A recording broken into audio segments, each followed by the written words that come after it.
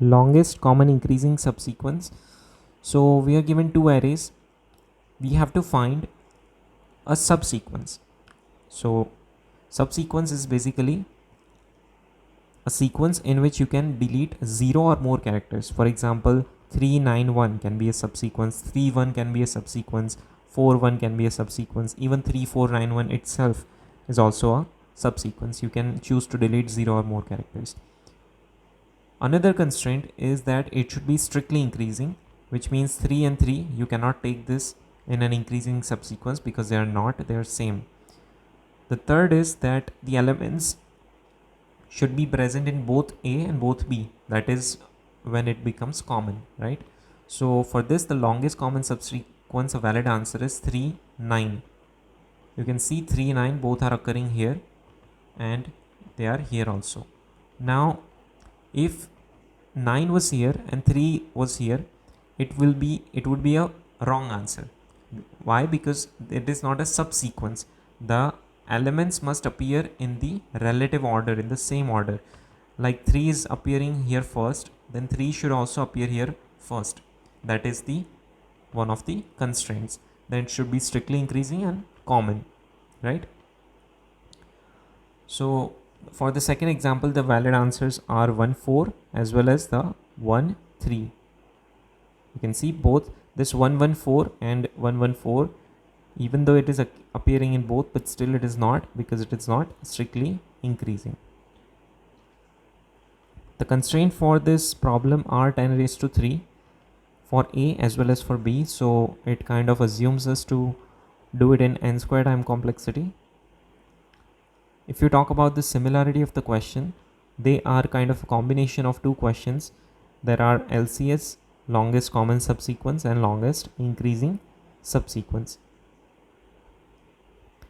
So if you ask me, it was very difficult to come up with an intuition for this problem, and I have not written this by myself, but still I'll try my best to teach you as much as I understood. So we are basically traversing in two loops. This is for A and this is for B. We will maintain a dp vector. The dp vector can be made up of, it is 1D vector. You can either choose A or you can choose B. Here I have chosen the B, right? So if the size of B is suppose 7 here, so we will initialize our dp vector with 7 zeros. Now what this vector represent? This vector represents that at index 0, what is the maximum length of subsequence that is ending at this particular index? Means considering this index as well as the left side of this index, what is the maximum length of longest common increasing subsequence that we can achieve? And we will do that for all the indices, and we will basically return the maximum value we calculated after iterating through both A and B in this dp vector. So here is our current longest increasing subsequence, right? So we will traverse for every I. Suppose we are at 3. We will traverse in every element of J, and we have to consider two things. If A of I is equals to A of J, which means this 3 is equal to this 3. That means we can add +1 to our current existing subsequence. The current is 0. We can achieve a subsequence of at least 1 because they are the same elements.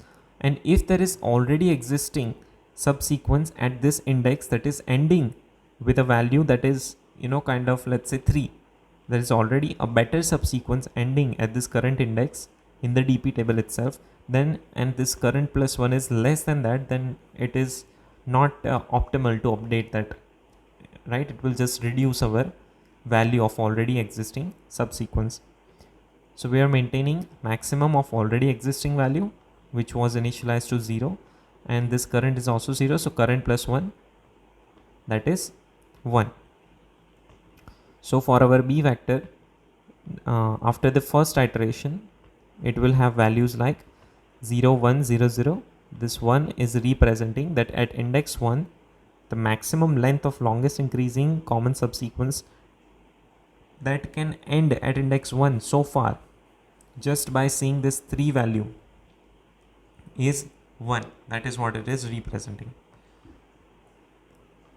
And if bj is less than ai, if you see bj is less than 3, there are only these two possible cases, then we will update the already existing value or the current value, but the current value is also 0.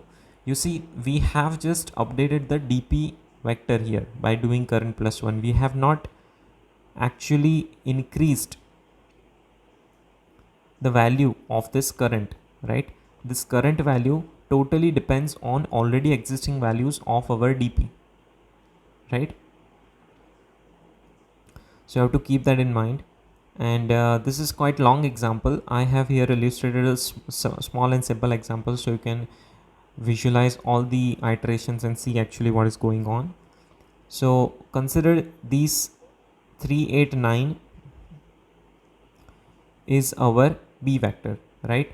And suppose our a vector, a of 0 is 3, a of 1 is 4, and a of 2 is 3, 4, 9.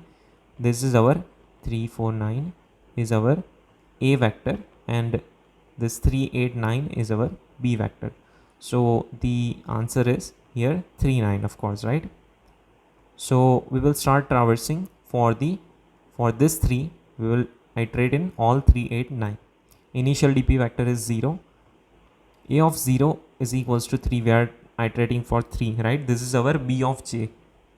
I mean, sorry, not b of j. This is our a of I. So for j is equals to 0, our b of 0 is equals to 3 here, right? Which is equal. So we will update the state of the dp table, which is 1. Our current variable, the value of the variable is still 0. Now at j is equals to 1, these both 8 and 9, these 8 and 9 values from the b array, they are greater than the first value of array a, that is 3. So we will not do anything. So this is the after one iteration of I. Next we'll move to 4, a of 1. So a of I is 4 now. Again the value of current is 0. Now for this 3 is less than 4, as you can see. Now for the first time here our current variable gets updated because dp of this 0 is 1, which means you can see at 4, right, we can achieve the maximum longest increasing subsequence of length 1. How we can achieve? It is 3, 3 only. We are not achieving by using 4, but we are just saying that we can achieve the length of longest LCIS 1 before 4, right? In the left hand side we can already achieve this by using some other values. That is what we are representing. So our current value becomes 1. For j is equals to 1, they both are greater, so nothing gets updated, right? So our dp table is same. This we updated in the current variable, not the table. We update the table when the elements are equal.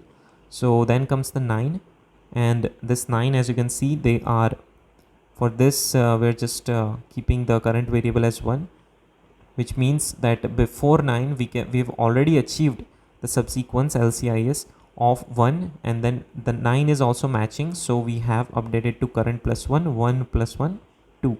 So this is how we will update our dp vector, right? It is not necessary that our answer would be on the last element itself, right? It is just for this test case, so we just have to return the maximum value that we can achieve from this entire dp table. If you look at the code, this is the exact same loop. I will just initialize the dp vector above, and this is the returning maximum element.